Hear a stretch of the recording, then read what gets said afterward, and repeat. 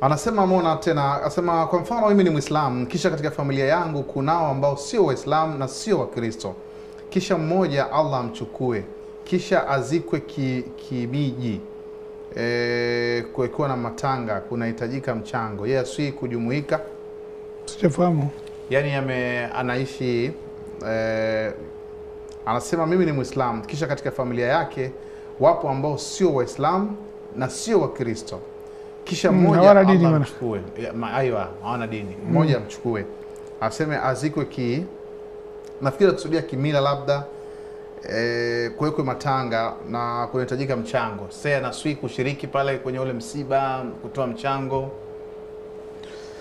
Alhamdulillah, mtu kama amefariki jamaa zako alafu ni sio Muislamu, ima Mkristo, Myahudi au hana dini, kama unachangia ilikuwa yeye anaumwa anadaiwa deni, haina shida. Kama anaumwa unaweza kumchangia kiafya na nia au chakula au nini. Lakini baadaye kafa, msafirisha kunazika katika mila yao ambaye kinyume ya dini, haitakiwi kushiriki au kuchangia. Lakini kama huyo ndugu zako kama hana dini, amekufa baina yenu, kijiji yenu, na nyinyi ndugu wengine wote Muislamu, hakuna mtu mwingine anamzika watu wa dini yake, labda nyinyi kumwosha kumzika, sharia inakulazimisha kwa hali hii, pamoja wao Muislamu kugharamie mzike. Maana huyu binadamu, na Allah katika Qur'ani anasema Allah amemkirimu, amempa utukufu Adam na watoto wake.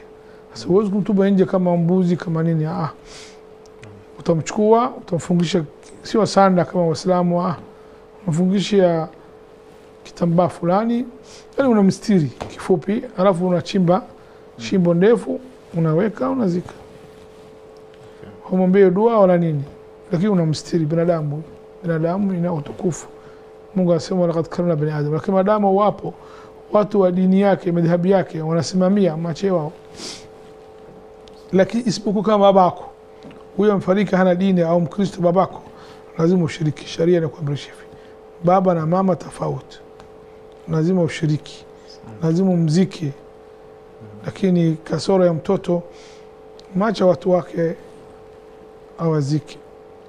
Umeona vizuri? Lakini kama hamna mtu yetu kuzika, kwa lazima umziki, mwoshe, mweke kitambaa vizuri, usimsalie, sio Muislamu, mziki mstiri. Haya.